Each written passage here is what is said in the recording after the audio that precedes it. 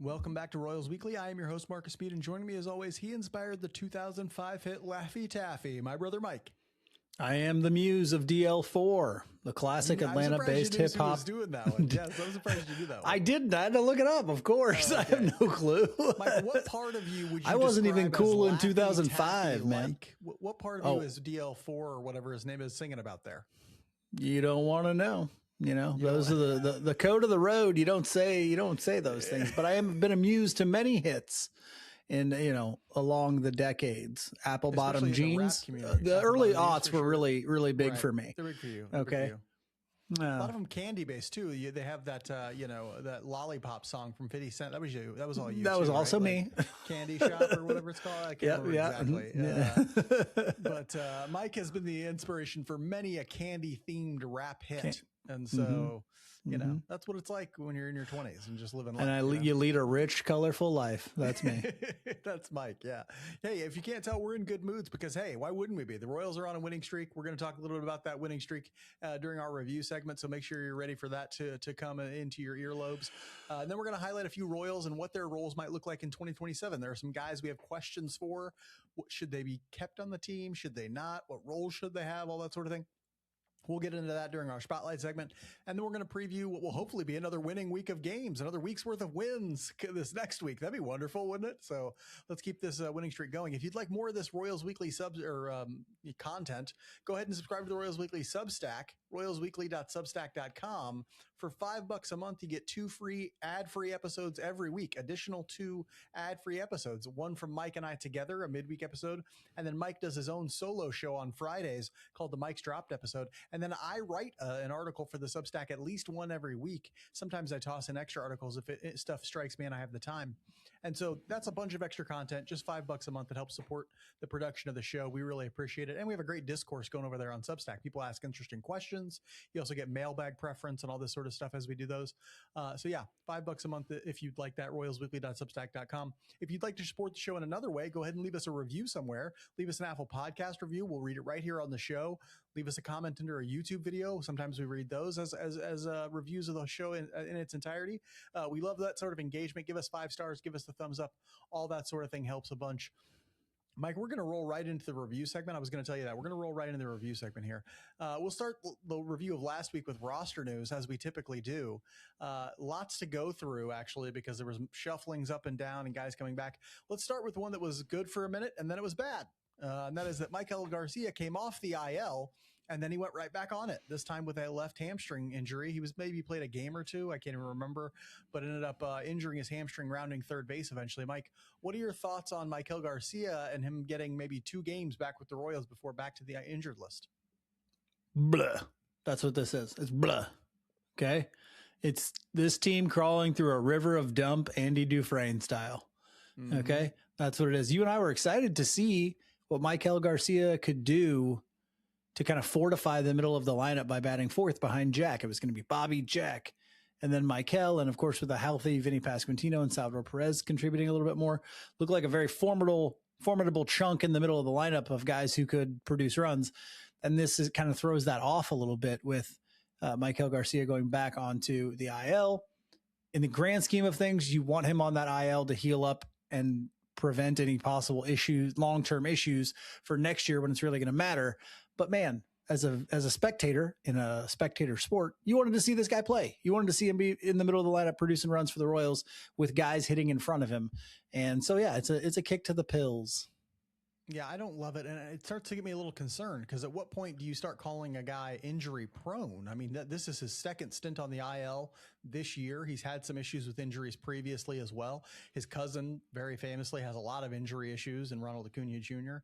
You just wonder, like, you think it's genetic? It runs in the family. Could be genetic. Tell me it couldn't be genetic, right? Like it could be. I don't know. So, we know so little about genetics. It could very well be genetic. About genetics, about healthcare, about medical things. I know so little about many things, but you know what? I've read quite a bit of Shakespeare in my life, so there's that. But anyway, the problem is, like, we know that the best predictor of future injury is past injury. And if he's a guy who keeps getting hurt in these various ways, at some point we have to look and say, like, well, is he just, same with Vinnie Pasquantino. If you keep getting hurt, what you are is injury prone. And if you're injury prone, you're not as valuable to a team. Now, they just gave Mikel Garcia this very long extension. And if he can't be on the field for more than 60, 75% of games every season, that's an important thing to note. That's an important element of his value, is being available to play. Obviously, maybe this is just like a one-off thing. Maybe hamstring injuries won't become a long-term thing or anything like that. I hope not. But I start to get concerned when I see multiple IL stints in a single season, when I see multiple injuries. It's not just the hamstring. He had a wrist or hand thing. He had he's had multiple injuries across his body. And it starts to make me wonder, like, is this going to be a problem consistently for him? And if so, how are the Royals going to work around it? Because they're going to have to devise ways to ensure that they have quality on the field, even when Mikel Garcia can't be on it. The same time Garcia came off the IL, Vinnie Pasquantino also came off the IL. Luckily, he hasn't gone back on it, so that was a positive. He's also been pretty hot for the Royals since coming off the IL. Mike, what are your thoughts on getting Vinnie Pasquantino back in the lineup? Yeah, he's been really good since he got off, but here's my direct, instruction to Vinny. Hey, there's 2 halves of a season, guy. All right. The first one counts just as much as the second one does. Okay. And so until we can see him perform in the first half and stay healthy, it's going to be really tough to rely on him. And we'll talk a little bit more about it in our spotlight segment. But yeah, you got to play both halves there, guy. Just coming off the IL and smashing in the second half does not make it for a valuable player, Not really. And there are thousands of solutions that you could potentially cook up. I was thinking of dreaming up one the other day where they're like, I know it's unusual, but maybe he plays like the entirety of spring training. Maybe he hits 1 through 9. You know what I'm saying? Like he plays 1 to inning 9 every single game for the entire month of spring training, because it seems like he needs a month's worth of ABs before he ever starts even considering. Well, he had the World Baseball Classic this year. Didn't do him much good. Although didn't help. He hit like crap, and then he had quite a bit of time off after that, And so that ran at the same time as spring training. And so it's not like he gave him a bunch of extra at bats or some sort of a runway or anything like that. And so I'd like to see him play extensively during spring training if that helps him hit the ground running. But anyway, it is good to see that coming off that hamate bone injury, it didn't zap his power in any way. Apparently it wasn't the same as some other hamate bone injuries. I don't know exactly what he was dealing with. It was a hamate bone, right? That's why he was on the IL. Mm-hmm. They took it out, I think. They took it out. And yet he's still got seemingly the same amount of power that he's always had. He's probably hit 3 doubles right off the top of the wall this last week. I mean, just classic Pasquantino home run. Classic Pasquantino. It's a double or a single sometimes if he hits it hard enough. But he has been putting up some numbers. He has been getting some extra base hits, and that's what's really important. So it's nice to see that the power's not completely gone from Vinny. It's nice to see that he feels locked in, because it is fun for us to be winning games, and he's a big part of that right now. On the sort of prospecty side, the Royals called up Carlos Duran and Matthew Lugo. They were promoted to Major League Baseball.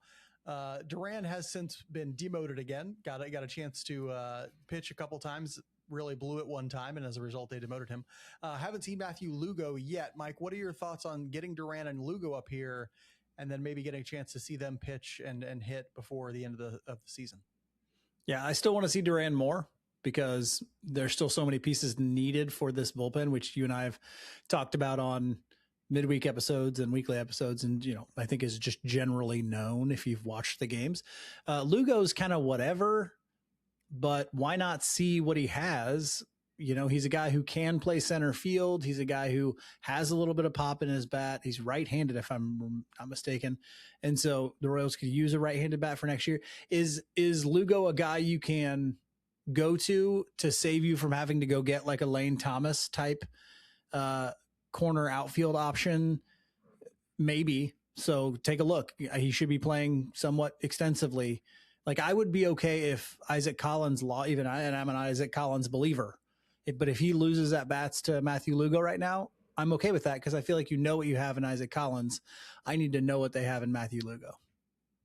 Yeah, that makes some sense. I mean, I think people are a little too overhyped for what Matthew Lugo could be. He started out really hot in AAA, but he hasn't really hit all that much, and his secondary numbers really don't look good. He's not a dude who impacts the ball really hard, and so he's relying a lot on launch angle and things like that. Maybe he's an option against left-handed pitching, especially, but I don't know that I think some people have some like sky high hopes for him, and I'm like, y'all need to like ease off the brake. Clearly, you don't watch a lot of AAA baseball. You need to ease off the brake a little bit, or ease off the gas a little bit on Lugo. Maybe hit the brakes. Hit the brake. Pump the brake. Mark doesn't know how cars work either. In my life. Doesn't know doctor stuff. Can't drive a car. I've totaled 3 of them. I don't know why I keep getting in accidents, but we'll see. It'll all work out eventually.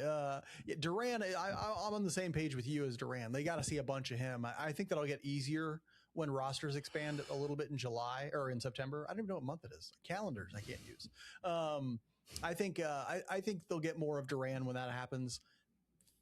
You could see in that outing where he was just like spraying pitches everywhere, like what the issue is with him, right? Like if they can keep him in the strike zone, find a way to get him in the strike zone, he could be okay. He could be really valuable for them.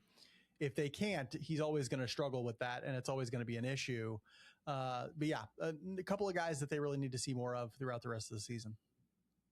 I did want to mention, we're not going to talk about it, but there was a bit of roster news that we should at least bring up. Starling Marte was designated for assignment and then ultimately granted his release. So he is no longer a Royal. The Starling Marte Royals era has ended.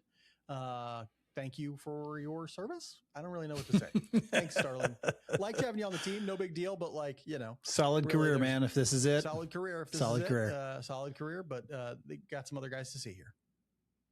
On the field last week, things went as well as they possibly could have. Wouldn't have predicted it, but boy, did it go great. The Royals went 7-0 to extend their winning streak to 8 games and bring their overall record to 58-74. That's still 16 games under 500, so don't be going too crazy. I see some tweets sometimes out there like, they're going to make the playoffs. What are you talking about? They're 16 games under 500. Get out of here. But Mike, how do you feel about how the boys are playing some ball lately? Well, watching this week reminded me that like you and I discussed when like right in that time when Reagan's went down and we knew Chris Bubich was going to be gone probably at the trade deadline, or he was still hurt. I mean, he wasn't back with us or anything. He wasn't pitching, and Kolek goes down and Avila goes down. We said, if the Royals are going to compete in any games in the second half, it's going to have to be because their offense either like continues to do as good as they were doing or likely needed to even be better, right? We needed to see a step forward from Jack Caglione, Carter Jensen. We needed to get Bobby healthy and Mikel back and all that sort of stuff. And this past week was that. Like every one of those offensive things that you wanted to go right in the first half in, May and April and June went right on August 20th. Okay. And just a little stat here to kind of paint that picture for you. In the month of August so far, 4.76 runs per game. And I think they've played roughly 21 games in the month of August. In May, the whole month of May, 3.39 runs per game. So that's a run and a half more in August than what we were producing in May. And so, yeah, the offense is now carrying this team, which is not anything we've seen recently over long periods of time. We'll see if it can continue. But then you're also getting how hot has Kyle Isbell been? That guy's been super unstoppable recently. Getting smaller contributions from Nick Lofton here and there and Tyler Tolbert here and there. Michael Massey has had his little Vinny's Massey runs, those 2-week runs. And so, yeah, it's been really good to see. This week was kind of the epitome of it. Now, A's, Tigers, good teams? No. But still, Major League Baseball, and you just won 7 in a row. 8 in a row, really sorry. 7 this week. 8 in a row, 7 this week. Yeah, it really is incredible. And you mentioned the offense, and that's important because the offense has been playing better, and that really helps. I think about it in terms of the bullpen, right? Like in my mind, this doesn't happen if the bullpen hasn't improved at all. And today I wrote a Substack post specifically about the bullpen and about its improvement and about the ways in which it's improved and how they might hold over some of these guys into next year. I think it's been super important for them to go from the worst bullpen in baseball, which is what they have over the course of the whole season, or basically up until this winning streak, to a bullpen that is still well below average, but not the worst in baseball. Like that has been valuable unto itself, right? Like there are people out there, I'm seeing stats now that are like, if the Royals had won 1/3 of the games that they were leading after 8 innings, they would be in a playoff spot right now. Like 1/3 of them. That's how many games this bullpen has blown late in games, right? Like, and so the fact that is it a great bullpen? No, it is not. It is not even an average bullpen. It is just not the worst bullpen in baseball, which is basically what it was up until a week ago, right? And so I think it's hugely important that has taken place. And we've also seen, despite the fact that they've had a ton of injuries and lost pitchers and stuff like that, the starting rotation has been fairly consistent and solid lately. Like obviously Noah Cameron's on an insanely hot run. Michael Wacha's been consistent and good. Randy Dobnak is out there just Dobnacking the hell out of people. And here's the thing. When Lugo has pitched and not done great, they've scored a shitload of runs. Exactly. And that's another thing. When Lugo has had a bad outing, they're scoring 6, 7, 8 runs, right? Like today, Daniel Lynch had a not great outing, and then Mason Black gave up even more runs in relief, and they went out and scored 10 runs, 11 runs today. It's like that's sort of what's working. That offense is working in tandem with some pitching that has also been better since, the start of August. Mike, in a week where you win, 8 games or 7 games in that week, we're going to have plenty of strong performers. Strong performers were easy to come by. Who'd you decide to go with this week? Yeah, I went with Vinnie Pasquantino. We mentioned it, right? Since he came off of the IL, he's been a huge part of this offense. He's been just producing. I mean, pulling the ball into right field like a monster, just constantly. It's like, okay, which one of these pitches am I going to yank to the right field wall or to the down the line or what, So 10 for 26 in this week, which is fantastic, by the way. 6 runs scored, 4 doubles and 2 home runs. So of his 10 hits, he had 6 extra base hits. That's fantastic for Vinnie Pasquantino. 5 RBI, 3 walks, no strikeouts. He's really seeing the ball well. He's picking out the pitches that he can pull and lift in the air and doing big time damage from that. And boy, that's just what we need to start a season 2, though. So interesting for Vinnie Pasquantino. Hopefully something he can continue because, if he's got at least one more year, the Royals can keep him. We'll see what happens. Yeah, we will. Hopefully that continues. I'm going with the guy who we already mentioned as getting very hot lately, and that's Kyle Isbell. He was 7 for 21 last week, 1 double, 2 home runs, 8 RBI, 1 walk, 4 strikeouts. It seemed like in so many situations, he came up in really, really big spots and came through with a hit, right? Like he came up with 2 outs, I think today, and hit like a little bloop single for 2 runs. I think they counted that as a double. Did they? Because he got to second on the throw home, and I think they counted it as a double. I'm not sure, but it should not have been counted a double because it was just a little flare. But either way, it scored 2 runs, and that's what he seems to be doing lately. It's like it's weird because you don't count on your 9-hitter or a guy like Kyle Isbell to be any kind of run producer, but lately in the big moments, he seems to be coming up with big hits, and it's a testament to, one, his ability to understand what's needed of him in a given moment. Like he's not trying to, in those moments, he's clearly not trying to like lift and pull, right? He's just trying to put a ball in play hard somewhere. That's like all he's trying to do because he knows like his best shot to get any run in at any time is probably a single in the opposite field, to the opposite field, like a line drive or a ground ball. And so it's great to see him understand his role, understand what he's trying to do. And boy, did he take advantage of it this last week. And so I don't think that will continue, obviously, but it's nice to see in spurts from him. There were a couple of weak performers, although I had difficulty in finding, terribly weak performers, honestly. Mike, who'd you decide to go with as not having a standout week?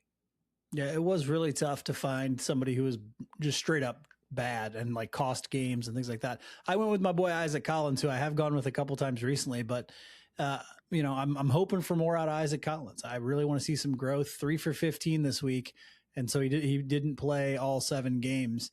1 run, 0 extra base hits, 3 RBI, 4 walks, and 4 strikeouts. We need Isaac Collins to be that 2 to 4 win player or 4 WAR player that we traded for, and he's just been in a big slump for since the All-Star break. Basically, he's been worse. So hopefully that turns around for Isaac Collins if they're giving him some more rest. Yeah, Collins is a tricky one, and it'll be interesting to see how he plays for the rest of the season and what they're sort of thinking for him. We could have put him in as a list of people to talk about for roles next year. It'll be interesting to see what they consider his role being going into 2027. I'll be interested to see that. I went with Seth Lugo as my week performer. He did not have a great start in his one start this last week. 6 innings pitched, 9 hits, 5 earned runs, 0 walks, but only 3 strikeouts. He's just given up a lot of hits lately because he's not that deceptive. Not his stuff. It just isn't what it was 2 or 3 years ago. As a result, guys aren't always hitting him hard, but they're putting balls in play. He's not missing bats. And as a result, they'll bloop in, they'll grounders through the infield and stuff like that. He is having a lot of difficulty. His ERA, I think, is up to 4.71 or something like that. I don't have a lot of hope that he will, that he could even be like a league average starter consistently over time at this point, and it's not through any fault of his own. It's just that Father Time is undefeated and he doesn't have the juice left in his arm to really produce at a high level. So I don't know what they're going to do. They kind of need him for next year, but at the same time, I think if they had a full offering of healthy starting pitching, I don't know that he would be among their top 5 starters that they have. Mike, thinking about such a successful week and such a winning and high spirited week, I'm sure you went with a very optimistic theme for this week. What do you got for us? I don't know that I did.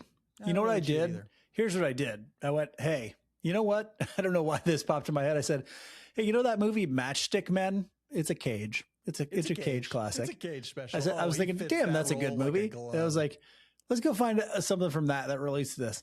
And so if you have not seen the movie Matchstick Men, starring Nicolas Cage and Sam Rockwell, it's a classic that just gets forgotten. It's a damn good film. But I went with this. It actually comes from neither of those actors. It's from an actress named Alison Lohman, who plays the daughter of Nicolas Cage in the movie. Her name's Angela in the movie. She describes him by saying, "You're not a bad guy, you're just not a very good one." And if you replace the word guy with team, I think that fits it pretty well. You're not a bad team, you're just not a very good one. Okay. And I think you can see that at time with this Royals team. They're showing right now, you're not a bad team. You just aren't a very good one right now.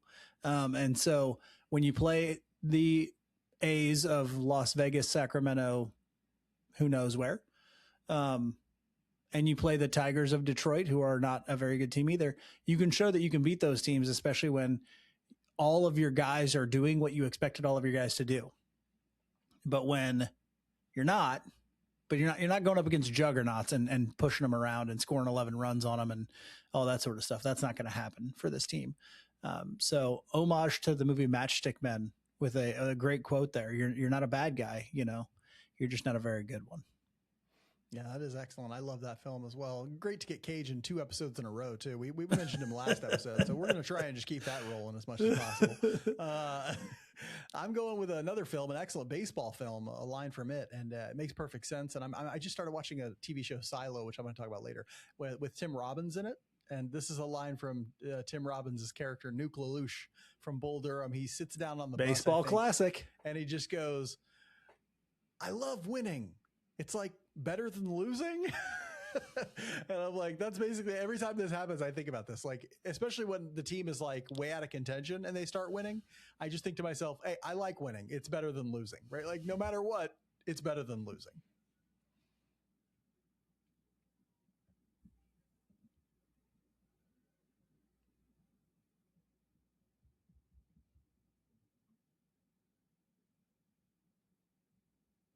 Royals Weekly is brought to you by Eric Oxford of West USA Realty. Word spreading about the hottest realtor in the Phoenix area. This kid's got the know-how. He's got the drive. He's got the thoughtful care to help you secure your dream retirement home. And let's face it, Phoenix is a dream. Sun, golf, baseball.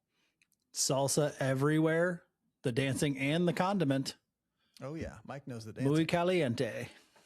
The forbidden dance. Eric Oxford ranked in the top 3% of all of Arizona realtors for the first quarter of 2026 and for the whole of 2026 at this point, because for Eric, it's not about him. It's all about you. He's going to spend day and night grinding to find the house of your dreams and get you the best price for it. Other realtors are playing checkers. He's playing 9-dimensional chess on a unicycle. Right. Brain like a beautiful mind. Find Eric Oxer of West USA Realty online at ericoxer.com. That's ERICKAUXIER.com. Or just give him a call or shoot him a text at 480-383-9745. That's 480-383-9745. Be wise. If you're ready to make the move, let Eric make the experience all about you.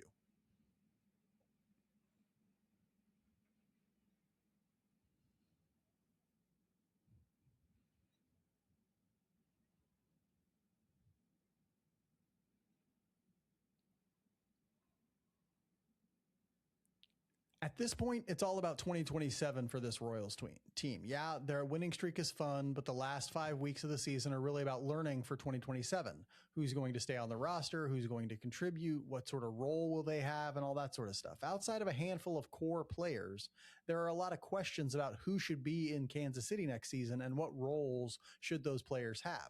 So Mike and I are going to go down a list of players whose roles for 2027 are not yet defined, and we're going to discuss if they should be on the roster at all, and if so, in what capacity. And we're going to start with everyone's favorite Italian. Mike, should Vinnie Pasquantino be on the team next year, and if so, in what role? Okay, so I can't say he's my favorite Italian because right, your wife is probably your favorite Italian. Yeah, but, so I guess your wife would probably be my favorite Italian too. But Vinny's awesome. So he's on the list. Let's put it that way. He's on the list. So this is you started off with a really hard one. The first two are very hard, I thought. The first two are very hard. I think the others are kind of hard. I thought they were pretty easy, but so the big thing for this, when I boiled down to it, I'm thinking and analyzing like, okay, what factors play into this without knowing who the Royals could add or would be willing to add in the offseason. It is very hard to say that Vinnie Pasquantino should remain on this team or not. Okay. So it's kind of a tight needle to thread because I don't think you take a Vinnie off. You don't willingly trade him or relegate him to like a non-existent role or anything like that without replacing him with somebody can be more consistent and to me can probably play corner outfield because you probably want to move Jack to first base. And so I think sadly the answer to this is probably yes. His role is very similar next year to what it was this year, or at least what we thought it was going to be this year. Just because I think it's going to be hard to thread that needle of affording somebody who's going to be able to play right field and be a consistent bat, probably right-handed if you could pick. And so what you're really going to do is kind of gamble on Vinny's offensive potential. Can he do what he's done in some second halves in the first half? We've never seen him do it, but can he? Can he be the player that we've seen be the best version of Vinnie Pasquantino for an entire season? Can he stay healthy for an entire season? I think you end up having to gamble on that sort of offensive potential again for his last year in Kansas City, because I don't think finding somebody to replace him. Now, if you go out and you spend money and you say, okay, we're going to replace him with this player, that offensive production, because it's more consistent, it's right-handed, it can play outfield, all those sorts of things, then I think, yeah, you trade him for basically whatever you can get it for him. Reliever, prospect, whatever it is, pretty much. I realize his value is low, but you only got 1 year left of him anyway. Okay. True. And what values is he going to provide in that 1 year? According to history, the most value he's going to give you is what? So it's like a 110 weighted runs created plus for half a season or whatever. And so I think that's too tight of a needle to thread. I think he ends up back with the team basically in almost the exact same role that he is. You're most of the time first baseman, and you're sometimes play DH and whatnot. Yeah, that's probably what happens. This one's really hard, and for several reasons. There's an emotional connection and all that sort of stuff, but also his value is not as high as it has been in the past, and as a result, it's tough to imagine that you could get a ton for him this offseason. He's only got 1 year left, so whatever team's getting him knows it's like a 1 year rental kind of a deal. He is a first baseman who doesn't really hit like a first baseman. He can provide some offensive value, but he's not like a 150 weighted runs created plus hitter. And so it's tough. You're not going to get big value back for him. That being said, I don't want Jack Caglione playing right field indefinitely. I want Jack Caglione playing first base and hitting the ball out of the ballpark a bunch. And I don't know that whatever offensive value Vinny gives you even next year couldn't be replaced by someone else or a group of someone else's, right? So like, let's say Jack Caglione goes to first base next year and the Royals just have to fill the right field spot with like John Rave and Matthew Lugo in a, what do you call it? In a platoon, or Brett Squires and Matt Lugo in a platoon or something. Are we 100% sure that those people couldn't provide the 100 to 110 rated runs created plus that Vinnie Pasquantino is going to provide? I'm not, right? That's the thing, is like, I don't know that would be too hard to come by. And so my big part of me says like, yeah, he probably should be traded, right? Like he probably should be traded this offseason, get whatever you can get for him. If that's like a bullpen prospect or a reliever who's already established in Major League Baseball or something like that, that's fine. But in doing so, you will have then sort of taken out the risk of his injuries, his not hitting for 2 months and all that sort of stuff, and reduce the risk of injury to a very valuable asset in Jack Caglione. I think that's worth it to me. But if he does end up coming back, I agree with you. It's going to be in a very similar role to what he's had so far this year. He's going to probably hit 5th or 6th or something like that. He's going to, play first base most of the time, and they're going to have to find a way to get him to hit in the first 2 months of the season. That's just like a must. I don't get why he can't do that. Well, you know what strikes me as crazy? If I'm Vinnie Pasquantino, there's a kind of a chance I might want to be traded. Like, yes. I know that sounds weird, but if I'm Vinnie Pasquantino, I want to go to Milwaukee or Cincinnati. I want to go to Arizona. Arizona. Honestly. I want to go to Arizona. I want to go somewhere where that environment. It's the ball flies more, or the park is a little bit smaller, or whatever, because your value then goes up quite a bit. And for some reason, to me, it just strikes me as like, the Brewers would get a hold of him and he would be, a 120 to 130 weighted runs created plus guy with there. And it's like, okay, that'd be, now, not just because they're one of the best teams in baseball, that'd be cool for him too. But I would be looking for a park that's similar to that, or like, I'd say Yankee Stadium, but you're not taking first base away from the guy playing first there. Yeah, I don't know. A lot of other places is like the big shining, flashing red light, because they have terrible first base play. Like they have the lowest weighted runs created plus of any first base group in baseball by a lot, right? And so they get no offense from their first baseman. That is a perfect fit, because the hitting environment of Arizona is made for a dude like Vinnie Pasquantino. He's going to pull the ball a ton, and the fact that he doesn't have a ton of power doesn't matter as much, because the ball is going to fly through the Arizona air, right? Like, and so, yeah, perfect. Mike, let's talk about another guy. This one, also a little bit of a challenging one. Kyle Isbell, should he be on the team next year, and what should his role be if he is? Well, I think if he is on the team, I think you're going to see a very similar role to this year, where it's like, you're going to play quite a bit, but not the every day you were playing when, last year, the year before. Take him out against certain lefties, find some sort of right-handed bat that can fill in there for you, or maybe even a lefty that handles lefties better. But this is a different case for me. I'm almost a for certain trade this guy, because his value is probably as high as it's going to be ever, or has ever been. And you've got Carson Rocafort knocking on the door. Now, I think you probably go out and actually, the weird thing is, I think re-signing Lane Thomas might be a smart move if they're not planning on spending big money on a consistent offensive bat. I think going out and getting Lane Thomas might be a good idea again, because when you bring Carson Rocafort up, you're going to want a right-handed bat to kind of counterbalance that, especially one that can play center field, one that has experience in Major League Baseball, because you may not want to play him every single day right away. I'd be completely fine with that if Carson Rocafort makes it up here.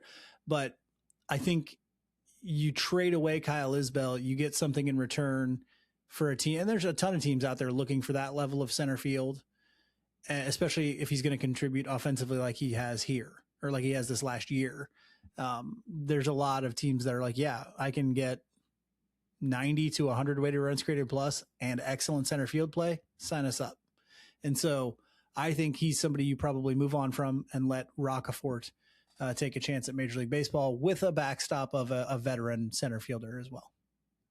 Yeah, that makes a ton of sense to me. I could even see them using Tyler Tolbert as that veteran center fielder who's like right-handed bat to platoon with him. I know he's not as good of a center fielder as someone like Rockefeller or Isbell is, but he's a guy who has proven his offensive value as a right-handed hitter against lefties. He's a guy who can play a lot of different positions. You know, like I think that and he's free, right? He's already on the team, so like, and so that doesn't, you know. But I'm on board with you. I think Rockefeller is capable of giving them at least what Isbell does now. And so I'd be trading him for pitching help of some sort. I'd be trading him for bullpen help. I'd be trading him for starting pitching depth, whatever. I'd be trading Kyle Isbell this offseason. If not, then yeah, he has to go back to sort of the rotational role he has right now, where it's like, yeah, I get 75 to 80% of the starts in center, and then I get, you know, used advantageously and stuff like that. But that's got to be his role if they don't trade him. But again, he's another guy who only has a year left, like Vinnie Pasquantino. And so you could get some more value from him if you trade him now instead of waiting till the trade deadline next year, right? Like, because when Mark says now, he means in the offseason. In the offseason, right? You know that, like, even if they're in contention, they come up to the trade deadline next year, they should be trading those guys, right? Like, even if they're in contention, they should be trading those guys, because if they're not, they're harming the long term. It has to sort of always be in their plan to get rid of guys who are going to become free agents. Otherwise, you're harming the long-term viability of your farm system, and they need to really focus on that aspect of the game. And neither of those guys provide so much value that you wouldn't think about trading them. We've seen too many teams be successful after selling at the trade deadline to believe that, like, oh, if we sell these guys, we'll never recover. We're definitely destined to lose. That's just not the case. And so I think trading Isbell makes a ton of sense, although I think he is a fairly valuable player. Right? Yeah, and I put the likelihood of that happening very low, because the Royals are just that's not how they are. They'll take the known quantity almost every time. Almost every time. Let's talk about a guy who I never would have expected to have this conversation about, Randy Dobnak. All right, Randy Dobnak. Should he be a Royal in 2027, Mike? And if so, what should his role be? Dobnak can obviously do damn near anything. Might even put him at third base. We'll just give it a shot, see what happens. He's an athlete out there. What do you think about Dobnak? I'm going to sign him up to play tight end for the Chiefs. All right, we'll see what happens. Bring him back. Come on, bring Dobnak back. Okay, Dobnak Paddywhack. The guy is a gem. Okay, I'd be just fine with him competing for a rotation spot next year. And then if that doesn't work out, he's your long-term, or he's your long guy in the bullpen. I think that's a great role for him. I think, you say, okay, fifth starter or a bulk guy in the bullpen, perfect for Randy Dobnak, especially if it's like, hey, we need to, if you get another situation where it's like, hey, we need to skip a start bullpen game. Okay. Daniel Lynch goes 3, Dobnak goes 4, whatever, do like they're doing now. Only Dobnak is your Mason Black now. Okay. Now, I do not think Daniel Lynch should actually have a position in the starting rotation, but I think if that's a place you have to get to next year, Lynch now has some experience doing it. Dobnak comes in as a bulk guy, or you could start with him and then go to Lynch, whatever you want to do. I think those complement each other really well. Bring back Dobnak. He's too valuable not to. He's too valuable. I love when you say that about Dobnak. I love that.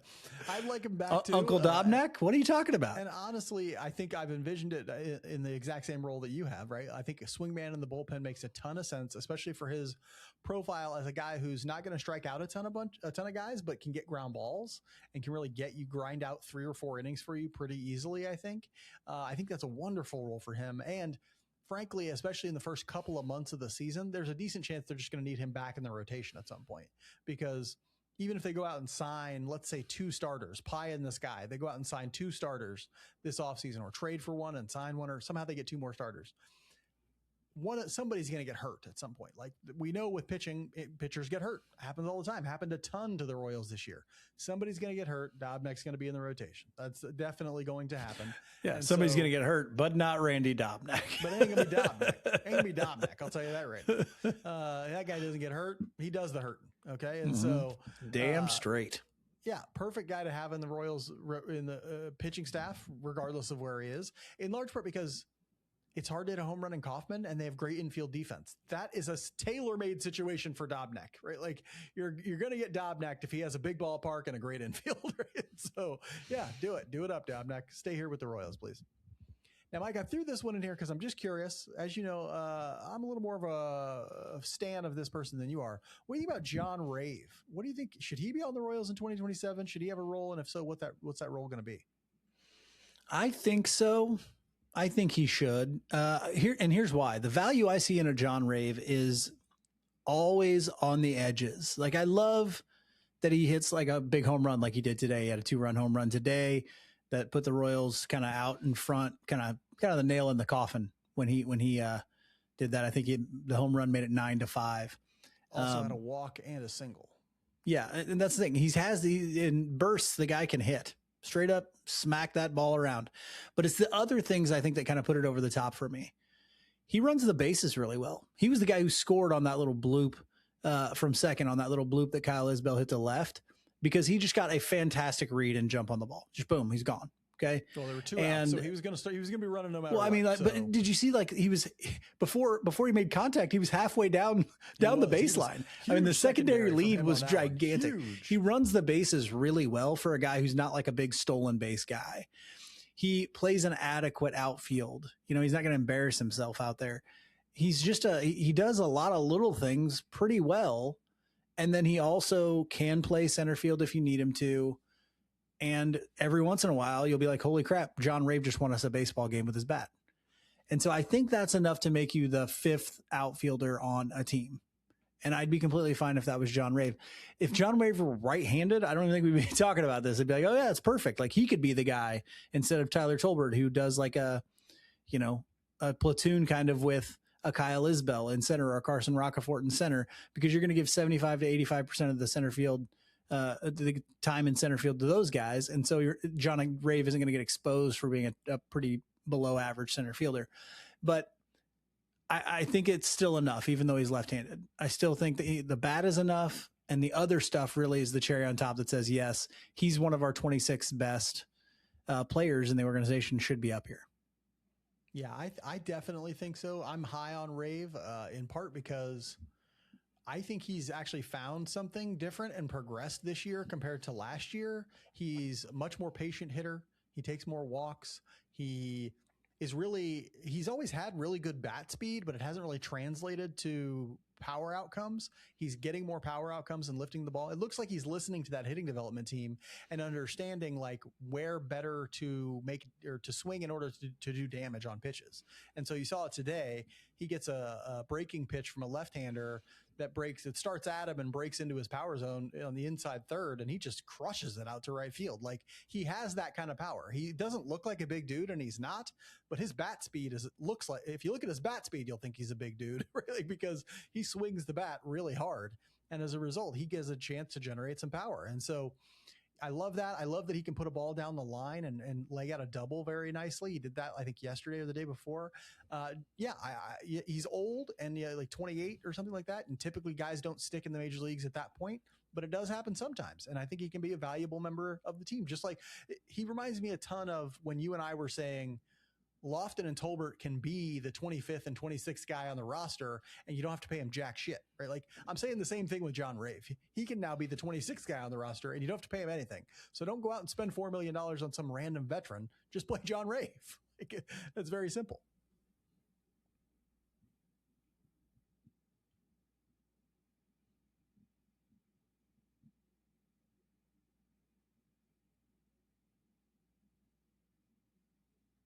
Royals Weekly is brought to you by All in Physical Therapy, who don't just offer the best in physical therapy in the KC Metro. They also offer the best in summer speed and conditioning programs for youth athletes who want to make big gains.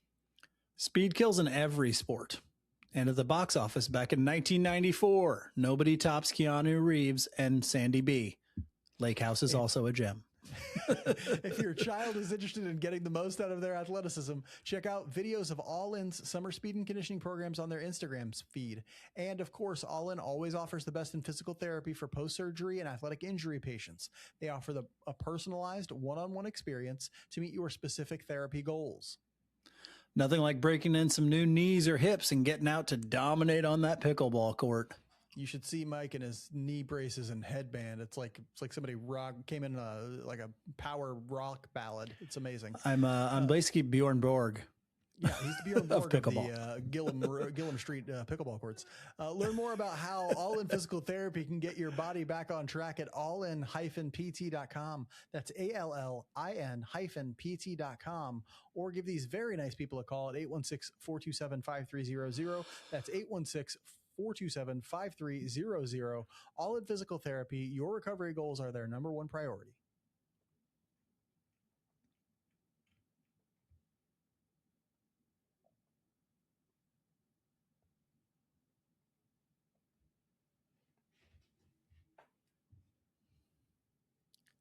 The homestand was very kind to the Royals. Let's hope the road is just as kind, because they're about to take a flight, or they're probably on a flight right now north of the border to Toronto, where they'll face off against the Toronto Blue Jays in a 3-gamer and then head off to Cleveland to wrap up the week. Mike, the Blue Jays are having a bit of a down year. Can you tell us all about it? Yeah, they are having a down year. It's largely due to the fact that they put mayonnaise on their French fries. Gross. I'm kidding. That's a low blow, Canada, and I apologize to our good friends to the north there. But the Blue Jays are 64. They're getting it bad enough from our president right now. Yeah, no kidding. 64 and 68 are good enough for fourth, and a very difficult AL East for the Blue Jays, and largely due to an aging pitching core. Okay. Actually, they traded away Gaussman, didn't they? They did. Yeah. Guy who was a real reliable piece for them. But in that first game, we're going to see Seth Lugo versus Max Scherzer, the 42-year-old righty out of the University of Missouri. Yeah, that's right. 7.40 ERA for Max Scherzer this year. Not the greatest. And a 1.51 whip. He is but a shell of his former self. Four-seam fastball at 93 to 94, a slider, a changeup, a curveball, a cutter. He's only striking out 15.8% of hitters, which is a career low, and he's walking almost 10% of hitters, which is a career high. Mark, is Max Scherzer a Hall of Famer? I think he's a Hall of Famer. I think you should hang him up, though, and let us put him in there. Yeah. Hang it up, Scherzer. Let's put you in that Hall of Fame. Stop, buddy. Yeah. In game 2, Canada will get to experience the one, the only Randy Dobnak going loose in Canada. I bet he punches a moose right in the face. What do you want to bet? Right in the face. I bet he does it. It'll be wild.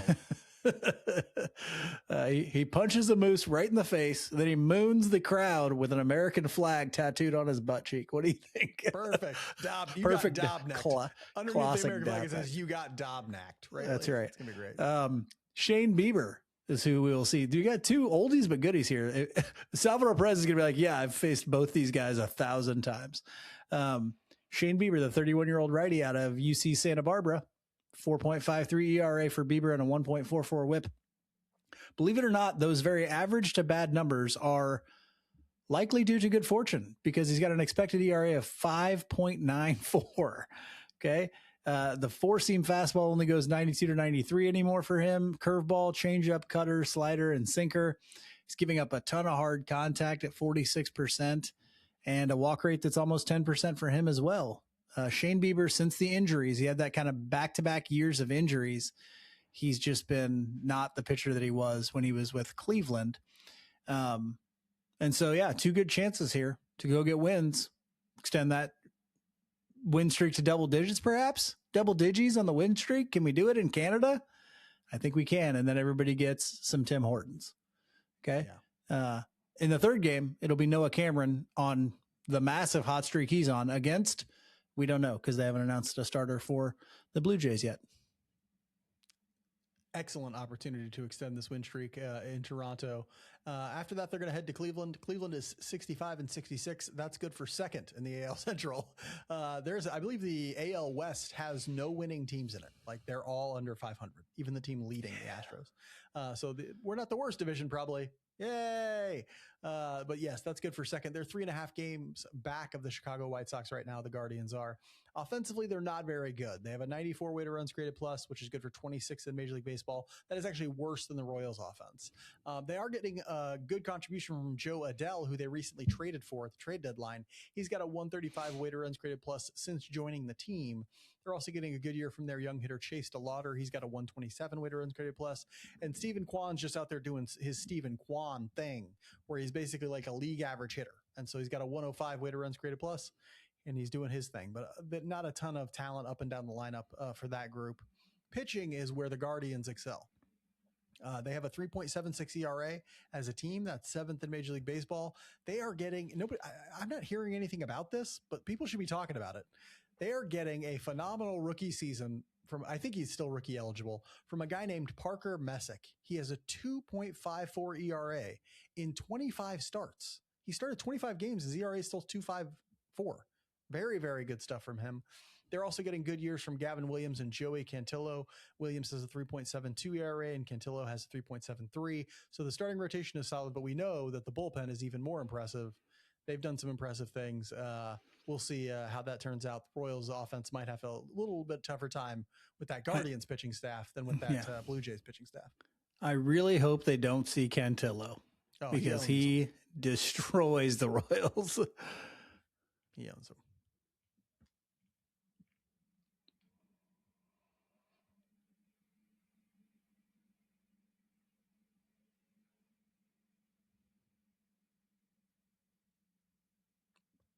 Mike, what household chores do you refuse to do yourself? Window cleaning, pressure washing, and of course, gutter cleaning. And why is that? At this point, I'm not sure where my ladder is, and I'm definitely too embarrassed to tell my wife. Yeah, that makes sense. If you're wise like Mike, reach out to the professionals at Window Wolf for all your window cleaning, gutter cleaning, and pressure washing needs. Window Wolf is a locally operated small business with all the professional know-how to keep your feet on the ground and your house or business shining bright. I've known the owner of Window Wolf for years, and I can tell you there's no one more reliable for high-quality service. Plus, Window Wolf is revolutionizing home maintenance with their new instant price calculator, which gives you a free quote without a home visit or entering a bunch of your personal information. Window Wolf is making the process easy and the price affordable.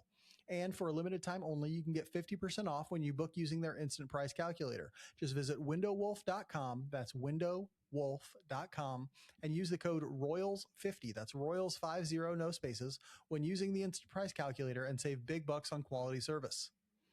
Type in a little code and save money. We truly are in the future. We live in the future. It's amazing. Be smart. Let the pack handle your pains with Window Wolf.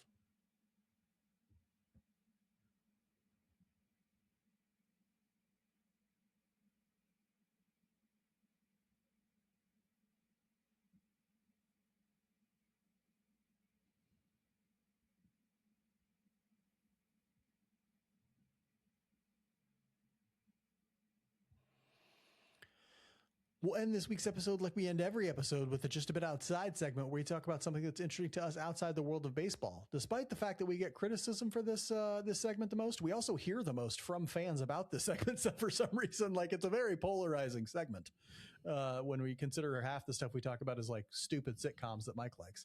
And so, Mike, what do you got for us in this week's Just a Bit Outside segment? Sometimes it's about whatever new snack I have discovered. Okay, so that's it, yeah. Let's keep it above board here. Okay. Today I am talking about small traditions. Okay. The small traditions to me, as I've aged, I'm old now. I have a child now. I just dig small traditions that at first you didn't even they weren't even meant to be traditions. You just, out of sometimes circumstance, you do them. And then it's like, hey, we've been doing this for 5 years and we've been doing. So here's the example that I have, but I have another one I want to talk about. But today we start school. I start teaching students this week at a middle school in Lee Summit. And every year, the weekend before that starts, for a long time now, I've asked my wife, hey, do you want to come up and help me like set up my classroom? Decorating my classroom might be a little bit of a stretch because I really don't decorate my classroom. Not to the extent that a lot of people do, like you'll see on TikTok. He does not want to make a really creative learning environment for kids. No, he wants them to be like, it looks like a hospital ward. Exactly. I don't want them to be distracted is the thing. And I always tell people, like, your classroom should be set up so that you can be fired and out of the building in 5 minutes. Okay. And that's how mine is. Okay. That's how my plans on going. That's exactly. So, but anyway, there is still work to be done. Like, I got to unpack all the stuff they made me pack up the year before, and I've got to put the desks where I want them because they move them out and move them back in and stuff, and they're always not in the right spot and stuff. And so I've got to move a bunch of stuff around, and I got to do stuff to the board and things like that. It takes, an hour and a half or whatever. But I've pretty much had my wife helping me do that for years. And then my son was born. And when he was born, we just started bringing him up to it. And like, he enjoys being in my school, like running around when nobody's in there, because it's a school building, but we go in there on the weekend, so nobody's there. And like today he got to come in and actually help do stuff. And he still got to run around a bunch and play on my, it's called an IFP, like my smart board kind of thing, and do all this fun stuff. And it's just a really nice little tradition that we've established now for years that filled up a Sunday afternoon for us today, and did like, okay. And he got to get his energy out and have a lot of fun. And we found some candy in Dad's desk that we got to bring home, and all this just really cool stuff that my son doesn't realize like goes into my job. So that was really cool. I equate it to Mark and I also have this tradition. We go over to a friend's house for like the opening weekend of college football. When that started, it was just hey, let's invite friends over to watch football. Well, it's now evolved into something a little bit more than that. And it doesn't happen necessarily every year. The host kind of has other stuff going on sometimes, but like all those small traditions are now basically how I mark time in my year.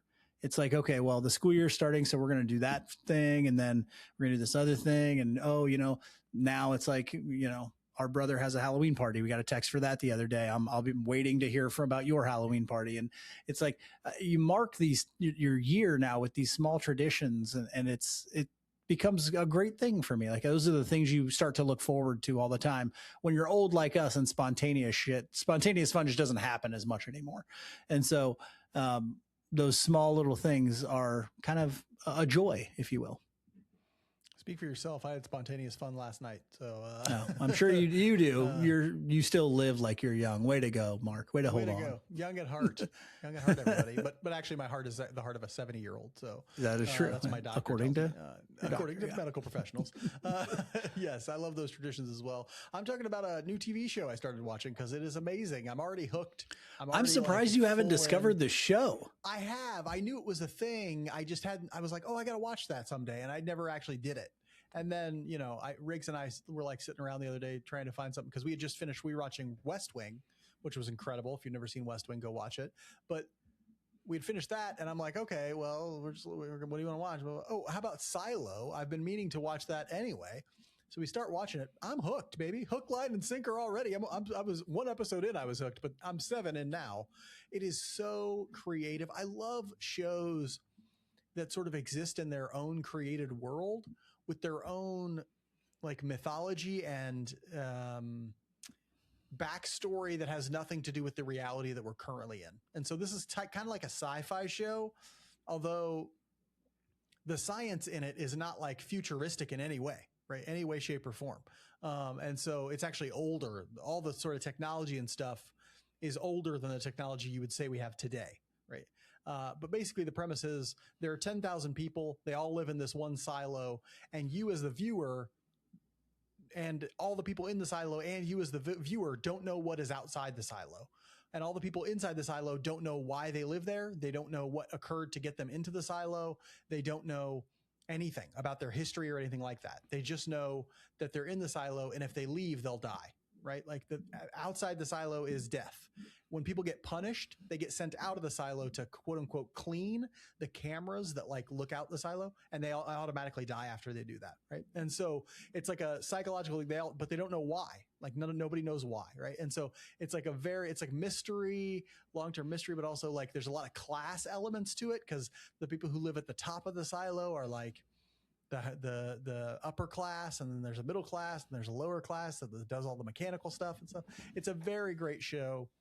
It's Apple TV Plus, so of course it's well acted. Rebecca Ferguson stars in it. She's wonderful. It's well written. Apple sinks like so much money into their shows, and that's why they turn out so good. Like Ted Lasso and Shrinking and all these other great shows. And so, yeah, if you're interested, I highly recommend, especially if you're into like sci-fi stuff. I think you would like it quite a bit. Mike, you should definitely watch it. I know it seems intense, but you'd like it. It sounds okay. And I've heard lots of other people rave about it. But yeah, I don't know. I was watching Seinfeld cut ups today with my son. I thought, yeah, I should go back and watch this again. Yeah, go watch that for the 8th time. I haven't seen Seinfeld enough in my life. That's all we have for you this week. Thank you so much for tuning in. We'll be back again next week with more Royals Weekly content. If you'd like even more, subscribe to that Royals Weekly Substack, royalsweekly.substack.com. But until next week, be good to each other. And go Royals.